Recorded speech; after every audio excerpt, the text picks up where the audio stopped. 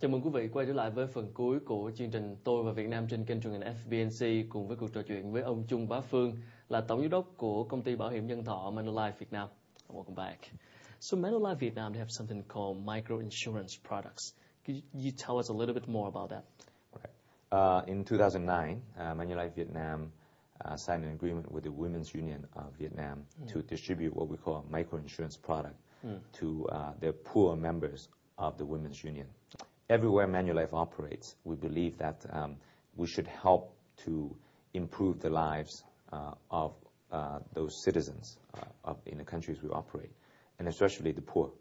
And we also believe that poor people want more instruments to help them to better their lives. They don't want just a handout. So we noticed that insurance is not very accessible to poor people in the rural areas. Sure. And we also noticed that the Women's Union have a very strong network of organizations throughout Vietnam, and especially they have a special area where they would help the poor members. So we designed a product that would help to protect the poor members from sickness and to then support their family if they die from accident or illness. This product cost is very, very cheap. It's less than $1 per month. Wow. Yeah. That's pretty cheap. Yes. And the reason why we're able to make it cheap is the Women's Union is very cooperative in helping us distribute those products. All right. Because we don't have offices in all those rural areas. So we rely on the Women's Union to help us distribute those products and collect the fees, the premiums. But we are responsible for paying the claims. So far we have helped about 10,000 families in terms of claims, but we have about 100,000 customers and growing. And for women only? Yeah, and it's for women only, and that protects the woman if she goes to a hospital. Yeah. We pay we pay certain expenses, and if they pass away due to illness or accident, then we pay the family. Okay. So because we know that in those rural areas, the women are very important in the family, because if she's no longer able to support her family, then the family will have financial trouble. The Women's Union, because they also want to make sure they can service their members, have only opened up 13 provinces, but the agreement is going very well, and in the future they will allow us to serve all 64 provinces. But we need to also be very careful. Yeah. Because we want to be able to actually support our customers in those So areas. are you saying the women unions, they're going to do the distributions process, so they're looking for candidates and doing this selling, and they're looking for candidate, right? So Manulife people doesn't get involved with that? Specifically, the Women's Union, what they do is they select in every province, they select a group of their representatives that are called insurance specialists. Oh, okay. Then what Manulife does is we send our staff in our microinsurance department to go there and train them. It's like an agent. Yeah, Okay. yeah, and train them. Manulife pays them a fixed salary. They go out and they run seminars in the village. It's really mainly an educational process versus a sales seminar. We've been very successful because as soon as people understand what the product is about, they're very interested. And it comes from a very valuable source and very reliable source is the Women's Union representative in that village. So that's why we've been successful. Okay. The cost of payment is pretty cheap, like less than $1 per month. Yes. Is that cheap? So how do you make money to provide the benefits later for them? We do not lose money. We break even right now. And the company subsidize the overhead. Oh, okay. So our systems and everything is subsidized by the company. But in terms of what we collect and what we pay, we are about breaking even. Okay. And people truly buy because they need it. And because of the Women's Union's strong influence, the claims we pay are always legitimate. So there's no fraudulent claims, and we don't have to spend time and money to investigate those claims, because those are always real claims. And when we do the pricing, we can estimate the real claims. Okay. So it's exactly within what we price for in terms of what we estimate. So we collect the premiums and we estimate how much we pay, and we exactly pay that much. So for the poor women right now, where do they go to with this program if they need information? Okay, that's right. I mean, that's a bit unfortunate that we cannot approach them. So they would have to wait for the women's union to be able to go to their area, their village, or their commune to serve them. If not, then if they find out through their friends or their family, then they would actually have to then track down the representative. Okay, yeah. All right. You have another program, it must be very interesting, the job for the retirement athletes in Vietnam. What is it anyway? Why retirement athletes? The history, actually, there are two reasons for it.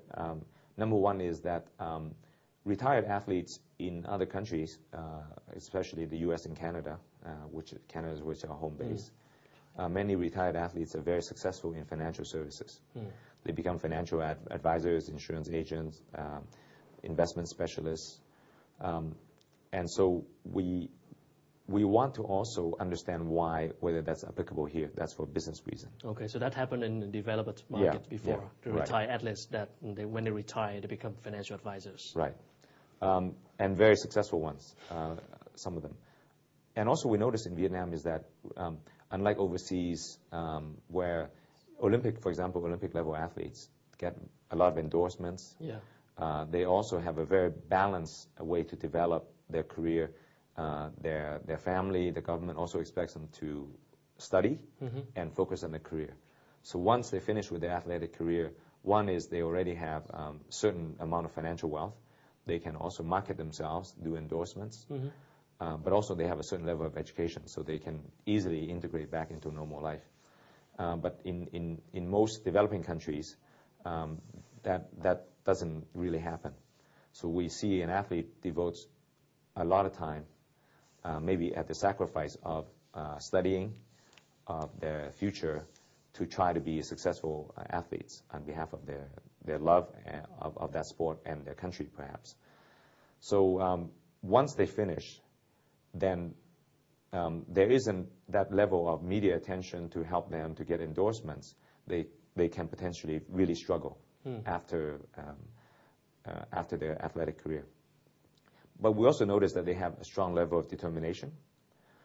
They're very quality focused, because in sports there's no shortcuts. I think success that's is what you're really looking for hard in an work. agent, right? Yes, and exactly as we referred to earlier, those are the things that so quality, determination, and we also want to help them. So this program is to bring them in either to we have a lady called Linh Trường, who was our Vietnam's speed queen. She ran in the Olympics in Barcelona. So she's actually a very senior executive within our company. Okay, really? Yeah, very senior executive. And so we bring people in as staff. We bring people in as agents. We bring people in as managers. So we have different levels of needs, and we will tailor the job to the athlete. Because this can be done part-time, even while they are a full-time athlete. So they can be an agent part-time first. We'll make a special exemption for them. And once they finish their career on the athletic side, hopefully they have a flourishing financial career already. Okay. Yeah, I mean, looking out 5 years from now, or even 10 or 15 years, where do you see the Vietnamese insurance market is going? What kind of challenges are lying ahead for you? Yeah, I think the biggest challenge for us is to continually to understand the customer and keep up with their needs. Because even 5 years ago, 4 years ago when I left Vietnam and then I came back, the products have improved. The quality of the agents have improved. The understanding of the customer has improved. And even though we always think it's a developing market, but it's developing fast. So we have to continue to always understand our customer, always see their changing needs, see what technology they are using. When I first came back in 1999, there were not many ATMs, no Wi-Fi, no 3G, and 6 years ago, if you look at it, Wi-Fi was starting to be more and more being adopted, and now Wi-Fi, 3G is everywhere. Our customers are moving very fast, so we need to keep up with them. I know. I mean, I gotta tell you, I gotta be honest, but a lot of people my age don't have insurance product yet, haven't thought about insurance product yet. Yes.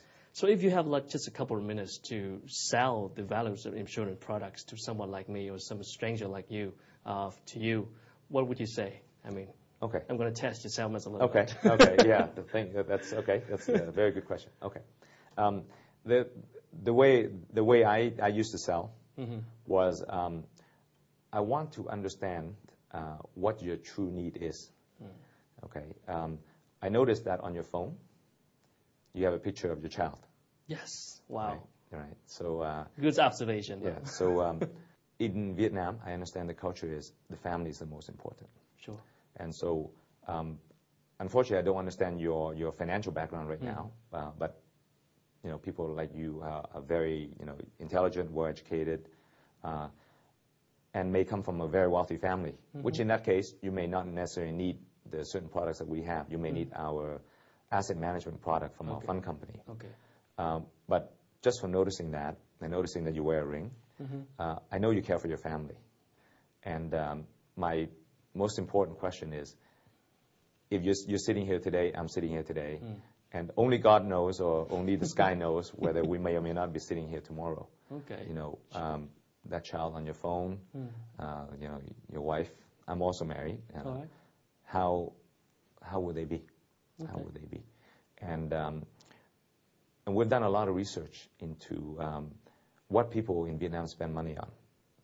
It's unbelievable how much they spend money on average, on beer, alcohol, and cigarettes. And really? the amount of money, yes. Oh, that's not good, right? It's also not good for the health. It's okay to drink a little bit to Yeah. have fun and that. But to spend that much money compared to so little that they spend on insurance, it really is, it's an anomaly. It's not normal. Because in most markets, people spend a lot more on insurance and savings for their retirement than on alcohol and on cigarettes. Okay. And not to say that the alcohol cigarettes company are bad. I'm just saying people, the choice people make will be more mature. People will focus on protecting themselves, saving for retirement, and the entertainment part is important, but will become secondary. All right, thanks so much Yeah, for sharing. thank you very much. Thank you for having me. Vâng, thưa quý vị, vừa rồi là những chia sẻ của ông Chung Bá Phuong, là tổng giám đốc của công ty bảo hiểm nhân thọ Manulife Việt Nam. Và đến đây thì chương trình Tôi Việt Nam cũng sẽ được khép lại. Một lần nữa cảm ơn quý vị đã quan tâm theo dõi. Hẹn gặp lại quý vị trong những chương trình kỳ sau. Thanks again for coming. Appreciate it. Thank you very much.